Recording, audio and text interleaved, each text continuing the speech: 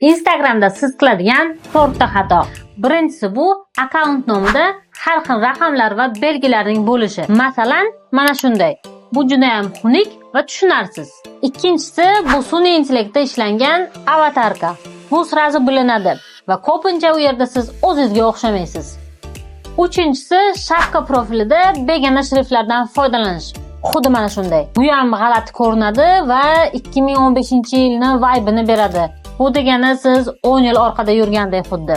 To'rtinchisi bu galochka. Siz hech kim emassiz, ya'ni blog yuritmaysiz, lekin profilingizda galochka bor. Kommentariyada galochkali profilni ko'rib qolib, kirib mashhur insonmi yo blogermi deb ko'rasiz. Men ko'z bilan qarasangiz, bu oddiygina qanaqadir muslimaxon nimadir 2001 va galochka va necha yuztadir podpисчик. Odam so'ragisi keladi. O'zi bu galochka nima uchun, nega kerak, kimga nimani isbotlamoqchisan yoki kimni nima deb aldamoqchisan? Blogerlar Instagramda ishlaydiganlarni tushunsa bo'ladi. Lekin bu sizga nega kerak? Siz nima deb o'ylaysiz? Kommentariyada fikringizni qoldiring.